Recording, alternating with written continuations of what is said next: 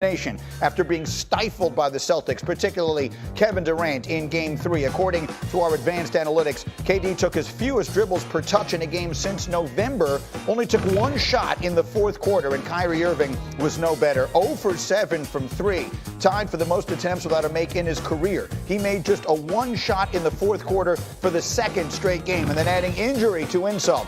Ward's reporting that Ben Simmons has been ruled out for Game 4, news that was met with surprise and disappointment in Brooklyn. And that says nothing about the reaction of our Stephen A. Smith. The fact of the matter is that there's always an excuse. And in the end, what it comes down to is the Brooklyn Nets are not better because of him. The Philadelphia 76ers were not better because of him. The LSU Tigers in college were not better than him. Who's he going to quit on next? And then on top of it all, you file a grievance to get $20 million of your money back, knowing you didn't play one damn second. This is a travesty. And when a collective bargaining agreement comes into play, when the negotiations rather come into play, and the owners are sitting across the table from these players, they're going to have a pay-for-play stipulation in that contract if they can pull it off. And you know what it's going to be named? It's going to be named the Ben Simmons rule. You're going to have a separate rule for Kyrie Irving. You're going to have a separate rule for Ben Simmons. And they will deserve it, because at some point in time, you are hurting the product when you don't want to show up and play. I'm done with this. I'm done with all of these rationales for Ben Simmons. It's sickening. He literally walked off after that. He was so aggravated. We were here all weekend. And look, so we just talked about the Suns, and they had this unbelievable season, and now we're saying, I can't believe we've gotten to this point. Well, the Nets had the most drama-filled, ridiculous season that we've ever seen a team have, but we thought they'll put it together when it matters because they'll care. Here they are, and nothing could be further from the case. I'll go to you first on the Simmons of it all. But clearly there is surprise. Woj used the word surprised and disappointed legs. What is your reaction to the Ben Simmons not playing tonight situation? I'm neither of those things. I'm not surprised. I didn't expect to see the guy all year. Okay, now look, at some point, if they come back miraculously and win this series, at some point Ben Simmons got to play in the postseason, because it sounds like he was on the precipice of playing. So at some point, he's going to have to take the court. But I think the best thing in his best interest and the Nets is get to the summer, hit the reset button, get your mind right on playing basketball and wanting to be a part of this, and then come back with a fresh start at the beginning of next year. Because what I see right now is a guy that has completely lost credibility. He's lost credibility not only with his teammates and with the organization, he's lost credibility league-wide. And anybody that follows the NBA, that's what he has become. He's the butt of jokes. He is a guy now that we're more interested in what this guy is wearing on the bench, and he's trying to make a spectacle of himself, sitting up by the coaches wearing that outfit that he wore the other night.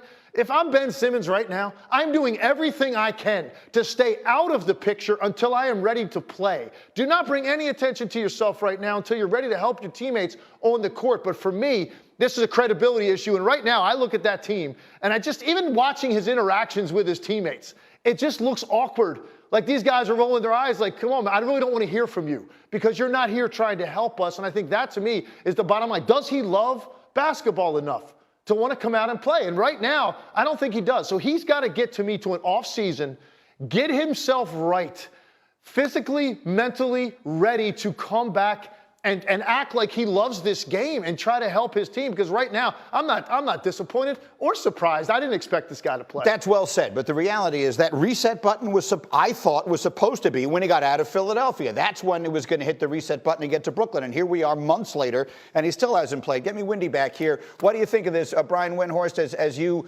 follow this and talk to people around the league? What are they saying? Greeny, when I checked in on this yesterday, basically what I got was exasperation. The people involved here are exasperated by this saga because that is what it is. And I got the feeling yesterday it was like waving a white flag.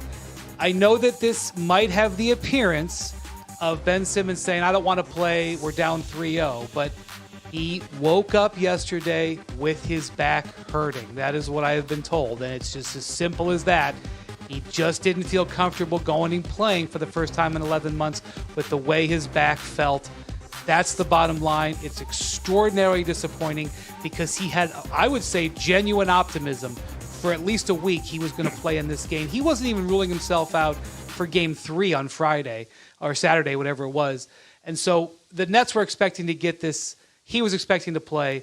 it was another kneecapping moment for what's been a season of kneecapping moments for Ben. I mean, I was on the floor Saturday night. We did the show from there, and I watched every second that he was out there in the pregame. And look, he's moving fine. He doesn't shoot. He doesn't attempt to, even in warm-ups. He's not throwing the ball in the direction of the basket, but he was throwing passes and moving around. He looked fine, but look, it is what it is. In the meantime, that was not their problem on Saturday night. Their problem was that whoever it is that has stolen Kevin Durant, please return him, because his team is being humiliated. A player of his historical greatness to be completely silenced the way he has in this series. He has 19 made field goals and 17 turnovers in 3 games in this series. Legs, how do you put into perspective what has happened to him? First 2 games, I saw a guy that was being hit with a lot of traps, blitzes. He was getting hit from his blind side. He was getting physically mauled a little bit, and I thought that affected him. Game 3 was a different story. I saw a guy that was completely indecisive. And I haven't seen Kevin Durant look like that since his rookie year. It looks to me like now he is anticipating where the next defender is coming from before he even processes what's in front of him. Kevin Durant right now can make this game very simple. Let's get back to being a raw scorer. Forget playmaking right now. Put that on Kyrie Irving. Right now, Kevin Durant needs to get himself going as a bucket getter. He needs to show his team that he is operating in a good place. I know playing with star players over the years as a role player, when your best players are operating at a high level and they're getting their thing done, you can then relax, stay in your lane, and do what you do. Kevin Durant needs to set the tone early in the game. Go quicker when you catch it. Don't think about where the next defender is coming from. Attack gap seams, get to the line. Use Boston's physicality against them early in the game to get yourself to the line, get your team in the bonus, and more importantly, put your mind in a place where it's all about full throttle, foot on the gas, aggressiveness. He was so tentative with everything that he did in Game 3. It was shocking to see a player of his level look that way, that unsure of himself. I think Kevin Durant knows it. One thing about him, he's owning all of this after every game. I do think he's got a game in him here where he's going to come out and be special, but he's got to put everything to the side other than attack when I get the basketball immediately and don't wait on all these bodies sometimes that aren't even there. I think he's seeing ghost a little bit on that court. Well, if that game isn't tonight, then it's not going to be until the fall, so we'll see what happens. Wendy, your perspective on KD so far? 3 things real quick. Number 1, the Celtics are playing some of the greatest defense I've ever seen in my 20 years covering the NBA. I've never seen a scheme with personnel on a player like Durant. It's totally taking him out of his game. Secondly, I just think he's tired. You go back and look at the last couple of weeks of the regular season, he had to play 42, 43 minutes night after night after night just to get him into this. And some of his mistakes I see as fatigue mistakes. And third, and I know this is difficult for the Nets to understand or to grasp, they're just not that good of a team. Their record with Kyrie and Durant this year is 10-9. It's partially because of the way they play together. It's partially because of the players that are around them. It's partially because of injuries. They're just an average team.